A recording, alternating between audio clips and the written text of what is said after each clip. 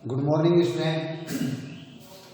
आज हम अध्याय 1 में जो कि भोजन तथा मानव स्वास्थ्य का जो अध्याय है उसमें नशीले पदार्थों के बारे में अध्ययन करेंगे कि नशीले पदार्थ लोग किस तरह सेवन करते हैं और क्यों सेवन करते हैं, उनसे हमारे शरीर को क्या हानियां होती हैं।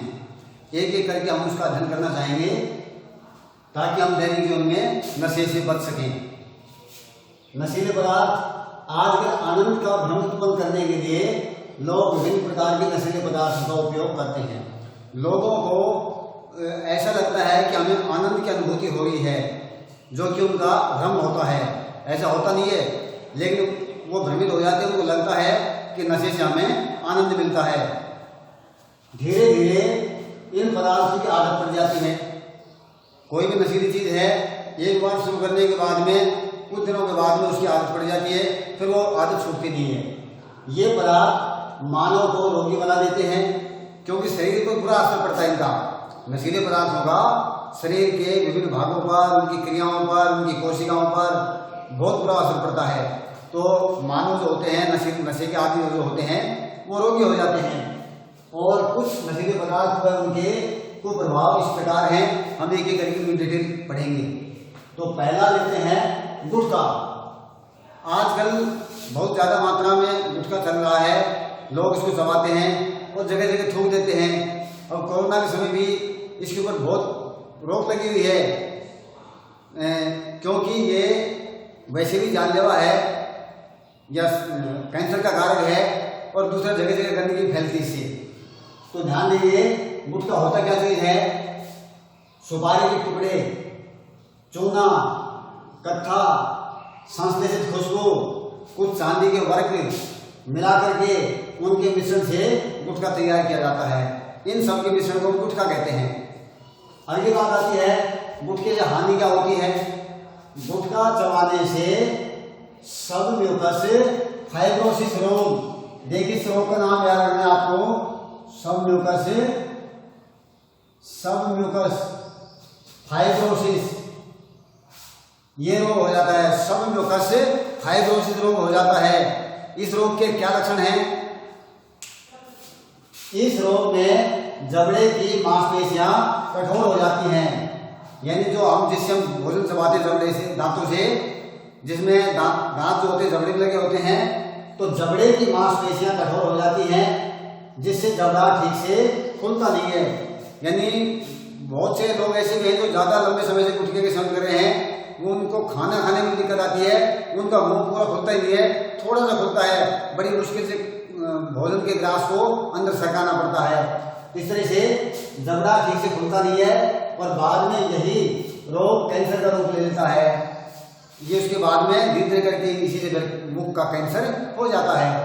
तो और कैंसर रोग है वो जानलेवा है, तो ये होगी इससे हानि। अब दूसरा एक और नशीला पदार्थ कहते हैं तंबाकू। तंबाकू पौधे से प्राप्त होता है और लोग इसको कई रूप में ग्रहण करते हैं। बीड़ी सिगरेट के रूप में, इसको धुआं के रूप में सेवन करते हैं। हुक्का है, चिलम है, सिगार है, उसके द्वारा धुआं लेकर के इसका उपयोग कर लेते हैं। कुछ लोग मंजन में मिला करके इसका उपयोग कर लेते हैं।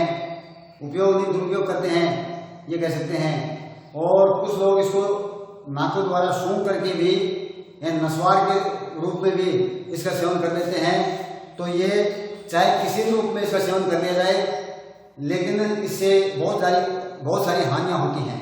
इनकी हानियों को रोका नहीं जा सकता। तो देखिए, तंबाकू पादप का वैज्ञानिक नाम, किस पौधे से मिलता है तंबाकू, उसका वैज्ञानिक नाम पूछ सकते हैं कई बार, निकोटिएना टोबेकम।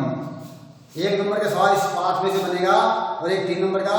तो 1 नंबर के रूप में जैसे गुटखे से होने वाले रोग का नाम पूछ दिया, या तंबाकू का वैज्ञानिक नाम पूछ दिया, इसका नाम है निकोटिएना टोबेकम। इसमें कौन सा एल्कलॉइड पाया जाता है? 1 नंबर के रूप में वो पूछा जा सकता है। तंबाकू में निकोटीन एल्कलॉइड पाया जाता है। एल्कलॉइड क्या है? एल्कलॉइड वे पदार्थ हैं जो हमारे शरीर पर इफेक्ट डालते हैं, प्रभाव डालते हैं, बुरा प्रभाव डालते हैं अधिकांश, तो उनको बोल देते हैं एल्कलॉइड। हालांकि एल्केनॉइड से दवाइयाँ बनाई जाती हैं, हम आगे बढ़ेंगे, लेकिन अधिकांशतः ये बुरा प्रभाव भी डालते हैं। तो निकोटीन एल्केनॉइड पाया जाता है। नुकसान क्या है तंबाकू से, वो हम आगे बढ़ेंगे। तंबाकू का पौधा कौन से कुल का पौधा है? सोलेनेसी। पौधों के भी कुल हैं, तो सोलेनेसी कुल का ये पौधा है। हानियां नंबर 1, तंबाकू के सेवन से मुंह, जीभ, गले, फेफड़ों आदि के कैंसर हो जाते हैं। मुंह के कैंसर को बोलते हैं ओरल कैंसर, रक्त कैंसर को बोलते हैं ब्लड कैंसर, हड्डियों का कैंसर बोन कैंसर, त्वचा का कैंसर स्किन कैंसर, और इस तरह से फेफड़ों का कैंसर लंग कैंसर।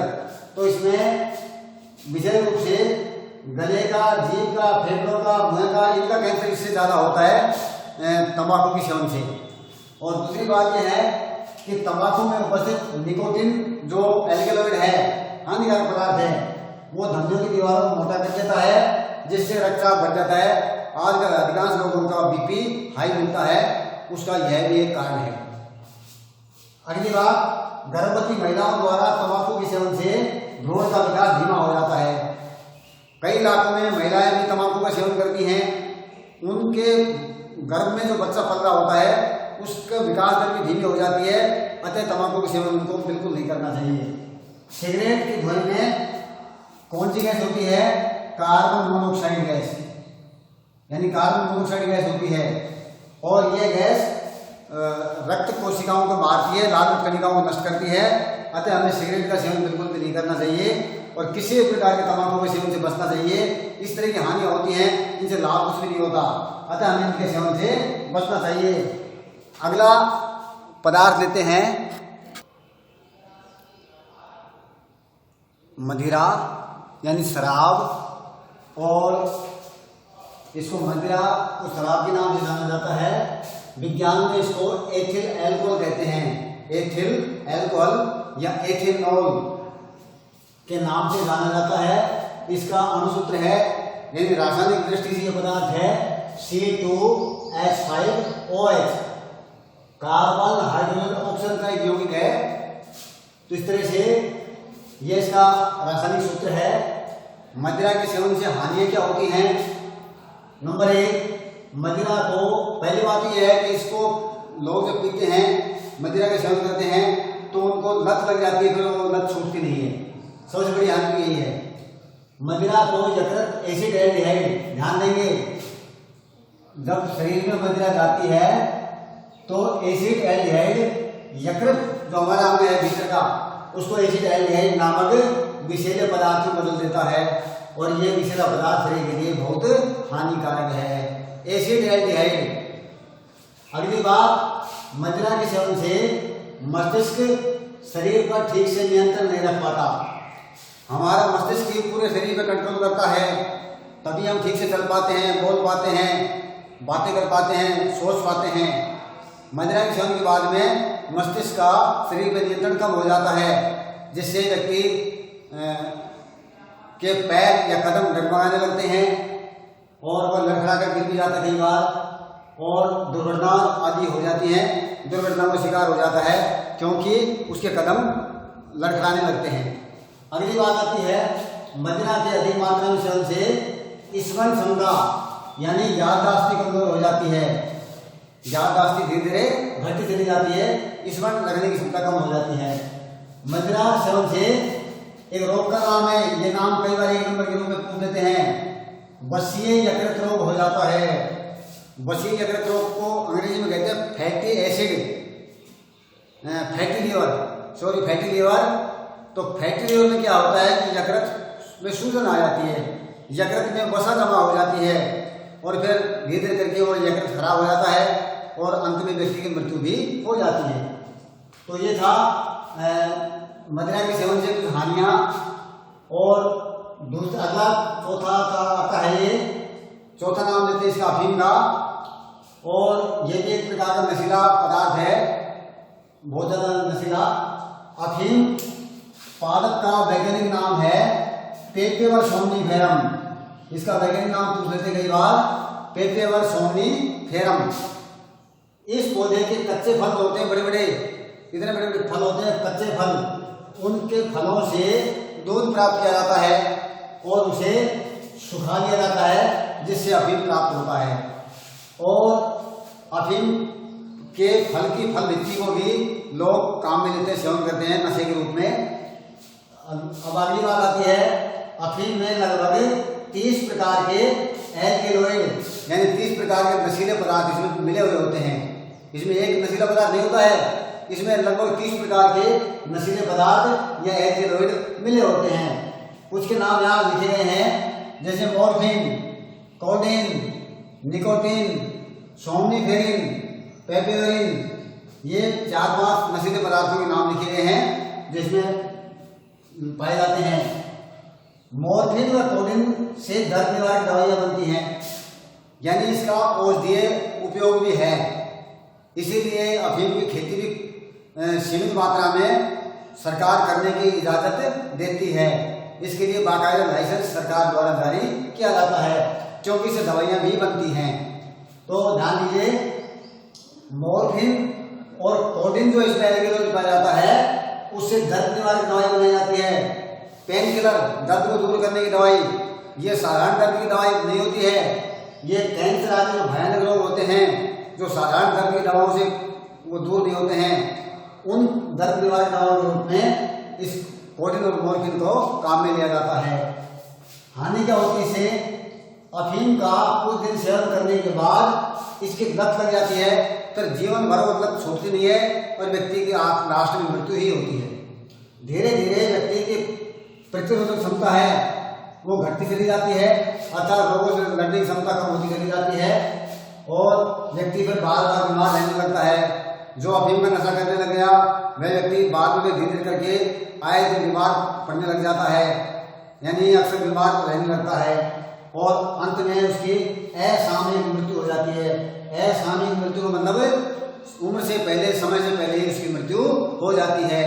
अतः हमें चाहिए कि जब ऐसी बातें हैं हमारे शरीर को इतनी हानियां पहुंचाती हैं ये चीज़ें, तो हम इनका सेवन क्यों करें?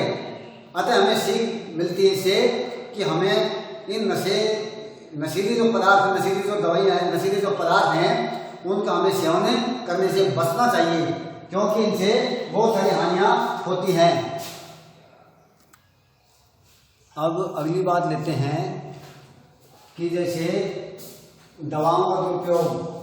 एक रिपोर्ट के अनुसार डॉक्टर की पर्ची पर मिलने वाली दवाओं, कौन कौन सी दवाएं डॉक्टर की पर्ची पर मिलती हैं, जैसे मॉर्फिन, पेथिडीन, नाइट्रोजिपाम, डाइजिपाम, ये मेडिकल की दुकान पे दवाइयाँ वैसे नहीं मिलती हैं, डॉक्टर लिख करके देता है तभी ये दवाइयाँ दी जाती हैं, लेकिन लोग बाग फिर भी ले आते हैं और इनसे ये नशीली होती है एक प्रकार की दवाइयाँ और इनका दुरुपयोग करने लग जाते हैं। बच्चों में बच्चे नशे के लिए थिनर, जूते चिपकाने का गोंद, नेल पॉलिश, रबर सीमेंट, सूखे इरेजर, मार्कर्स आदि का सेवन करने लग जाते हैं, जिससे उनका शरीर खराब हो जाता है। तो ये थे कुछ हानिकारक जो बातें हैं, दवाएं हैं। खाद्य, अब लेते हैं खाद्य पदार्थों में मिलावट। आजकल खाद्य पदार्थों में बहुत मिलावट की जाती है अपने लाभ के लिए, जबकि हमारे स्वास्थ्य से खिलवाड़ किया जा रहा है। तो कौन कौन सी मिलावटें होती हैं?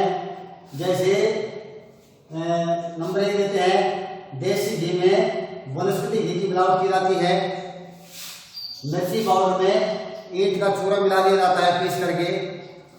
काली मिर्च में पपीते के बीज की मिलावट की जाती है। हल्दी में लैक क्लोरेट व पीली मिट्टी की मिलावट की जाती है। हल्दी, पीली मिट्टी आती है वो सस्ती पड़ती है, हल्दी 150 से 200 रुपये किलो पड़ती है, उसकी मिलावट कर दी जाती है। धनिया में गंधक की मिलावट की जाती है। गंधक एक प्रकार का पीला का पदार्थ है। गोभी को सफेद दिखाने के लिए सिल्वर नाइट्रेट का छिड़काव किया जाता है, जो हमारे स्वास्थ्य के लिए हानिकारक है। दाल चावल पर रंगों की पॉलिश की जाती है ताकि वो अच्छे दिखाई दें और लोग उनको खरीदें। तो ये जो पॉलिश में जो रंग काम में ले जाते हैं वो हमारे स्वास्थ्य के लिए बहुत हानिकारक है। तो इस तरह से ये था मिलावट के बारे में। और कोल्ड ड्रिंक्स की बात करें आजकल कोल्ड ड्रिंक्स का चलन बहुत ज़्यादा हो गया है, इसका चलन ज़्यादा है कोल्ड ड्रिंक्स का। प्राचीनतम जो अपने शीतल पेय थे जैसे शरबत शिकंजी, आजकल के युवा उनको पीना पसंद नहीं करते हैं गर्मियों में, बल्कि कोल्ड ड्रिंक्स को ज़्यादा उपयोग करते हैं, कोल्ड ड्रिंक्स को पीना पसंद करते हैं, जबकि कोल्ड ड्रिंक्स रोगों का घर है। कैसे? उससे निम्नलिखित हानियाँ होती हैं। कोल्ड ड्रिंक्स में मिलाया गया DDT जो कि कीटनाशक पदार्थ है, खेतों में छिड़काव किया जाता है मक्खी मच्छर मारने के लिए इसका छिड़काव करते हैं। इसकी कुछ मात्रा कोल्ड ड्रिंक्स में मिलाई जाती है। लीडेन एक विषैला पदार्थ है, इनको मिलाया जाता है और ये कैंसर के कारक हैं। इनसे हमारे शरीर में आगे कैंसर की संभावना भविष्य में हो जाती है। इसके अलावा इसमें मिलाया गया फास्फोरिक अम्ल है, वो हमारे दांतों को जल्दी खराब कर देता है, इससे दांत गलने लगते हैं। और इसके अलावा अगली बात देते हैं, कोल्ड ड्रिंक्स में मिलाया गया एथिलीन ग्लाइकोल एक पदार्थ मिलाया जाता है इसमें, इसको मीठा जहर कहते हैं, जो पानी को 100 डिग्री पर जमने नहीं देता है। ये हमारे शरीर के लिए घातक होता है। कोल्ड ड्रिंक्स में 0.4 ppS मात्रा में ये पदार्थ की थोड़ी सी मात्रा होती है, लेकिन ये भी हानिकारक है।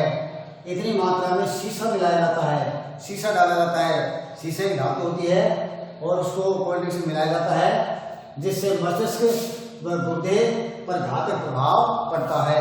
ये अंग धीरे धीरे करके खराब होते चले जाते हैं। अब अगली बात आती है लास्ट में इस अध्याय में, सुरक्षित भोजन के संदर्भ में भारत में कानून, क्या भारत में ऐसे कोई कानून है कि जो मिलावट को रोक सके? इसके लिए भारत में 1954 में एक कानून बनाया गया था। खाद्य पदार्थों में मिलावट को रोकने के लिए भारत में 1954 में बना कानून, उस कानून का नाम है खाद्य पदार्थ अल्प मिश्रण निषेध अधिनियम। खाद्य पदार्थ अल्प मिश्रण निषेध अधिनियम, ये इस तरह से ये है नियम जो है बना रखा है, खाद्य पदार्थ अल्प मिश्रण निषेध अधिनियम, इसको शॉर्टकट में कहते हैं PFA। इसका नियम नंबर 65, खाद्य पदार्थों में कीटनाशकों की मिलावट हो या अन्य कोई पदार्थ की मिलावट हो, उसका नियमन करता है, उसका कंट्रोल करता है और इसमें सजा का भी प्रावधान है। लेकिन आजकल आपस में मिली भगत से कुछ ऐसे कमजोर धाराएं लगा दी जाती हैं, लोगों ने मिलावट भी कर दी, आपस में मिली भगत होने से उनके ऊपर कमजोर धाराएं लगा दी जाती हैं, वो जल्दी लोग शीघ्र ही छूट करके आ जाते हैं और फिर दोबारा से वो मिलावट का कारोबार शुरू कर देते हैं। इस तरह से इसके ऊपर एक कठोर कानून बनाने की आवश्यकता है या फिर कानून का कठोरता से पालन करवाने की आवश्यकता है, ताकि हमारे स्वास्थ्य से खिलवाड़ न हो सके और हम सुरक्षित खाद्य पदार्थों का सेवन कर सकें। इस प्रकार से यह अध्याय पूरा हो गया है।